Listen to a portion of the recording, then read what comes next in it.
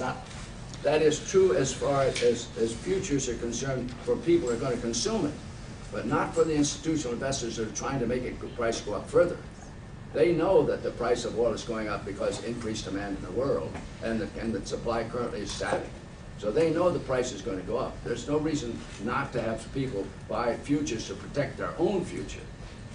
But the question is should you have a group of investors that buy it just for the purpose of increasing the cost for those who need it in the future? So would this bill just get rid of the paper barrels? Is that the idea?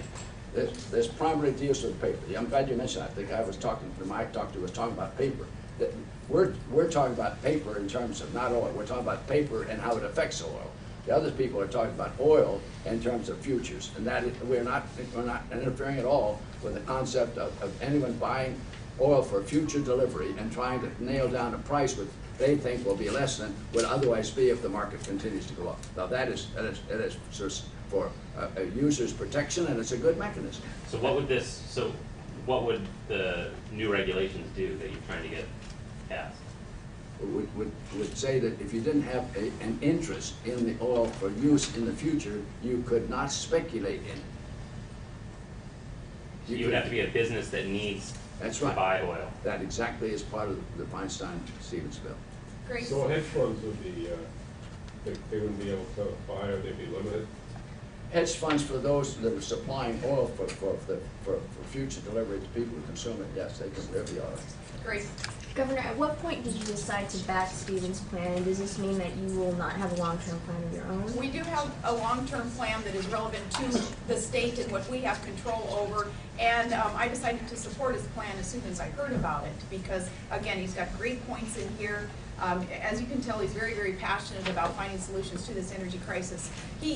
Let me change the subject a bit there. He had mentioned something there that he perceived as being stupid. Let me tell you what I think is stupid, and I believe Americans would agree with me. What is stupid is having to send Secretary Bodman over to the Saudis to ask them to ramp up developments and ramp up an energy supply to be imported into our nation. Prior to that, a few weeks prior, we had to send our president over to ask him to ask them to ramp up development. He's talking about manipulation within the market. I want to talk about the market in terms of more supply getting in there. I do want to see more domestic, safe, stable, clean supplies of energy from our own country being able to feed hungry markets instead of, again, having to send our president to the Saudis to ask them to do that for us.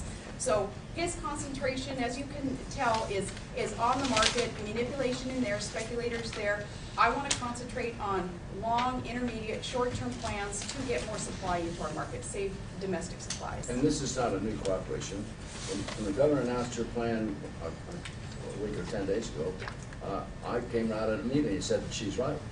That we ought to be sharing a part of this windfall. Those people are most affected by the concept that she submitted to the state legislature, I think are part of a good solution. The legislature may come up with others also, but I think at the very least that should happen. And again, I asked the question, why should states tax this commodity gasoline when you know there's no similar tax anywhere else that I know of that really has the impact on our consumers as this one does. The gasoline tax is going up all over the country. Now, there are taxes on oil and gas on the continent, no question about that. But they have a different form of governments literally over there than we do. We ought to encourage states to reduce their price, their taxes on oil and gas right now. And that's why I applaud what she's suggesting. Is it realistic to even talk about opening ANWR in the near future, given who the presidential nominees are going to be and move the country? Yes, I think so. John McCain, he voted for the appropriations bill that contained the approval of ANWR. And I think he's a man that has the courage to change his position. And he came around on OCS, of course, also. His position has evolved into more progress there. I anticipate the same with ANWR. Didn't the Senate Republicans drop ANWR from their bill last week?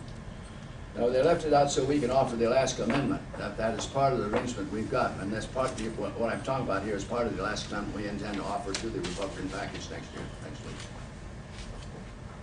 Governor, through And most of, incidentally, there's no secret about that. We know it's been a very difficult thing to get the bills up on a calendar if they contain ANWR.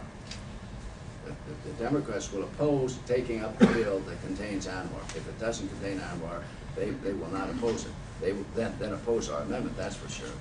But it is not going to block the bill. We agree the bill should come up.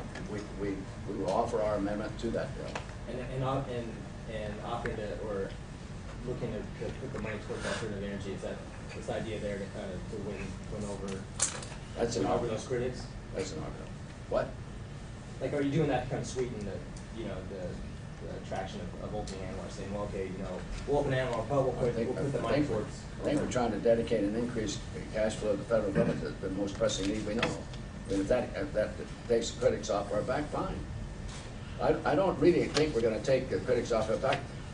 Those people you're talking about were on the floor of the Senate when I left last Thursday for about 4 hours, complaining about those of us who want to open ANWR, complaining about those who want to open OCS, and complaining about people who want to further increase access to public lands of the West for oil and gas exploration. They were trying to say that there's too many areas already under lease.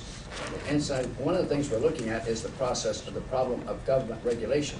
I was just told, for instance, it takes 3 years down in Utah to clear a lease for clear the opportunity to drill on a lease that an entity has.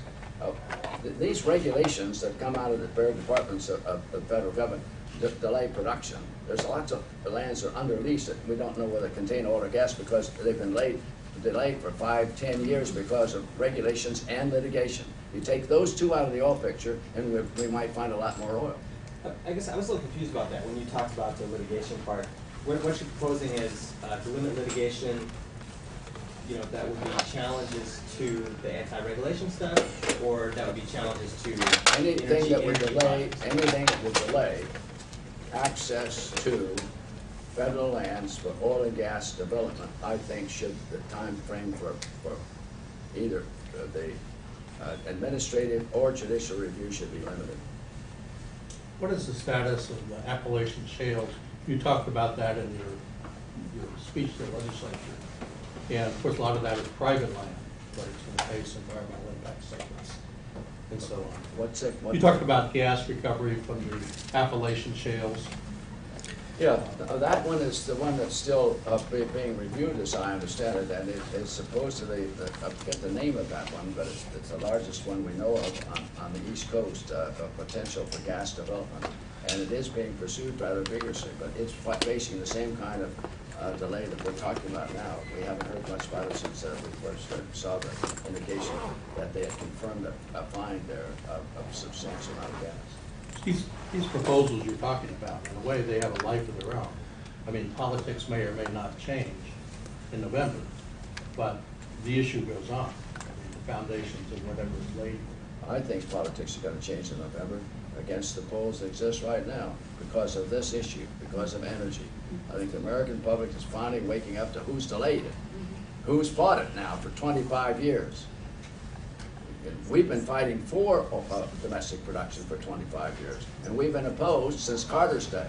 Carter withdrew over 100 million acres of Alaska, and a lot of it was to prevent us from getting access to oil and gas. So if we have a Democratic president, he's going to have to come to terms with these new politics, regardless of the positions he takes. I hope he'll have to come to terms with the Republican Senate, too.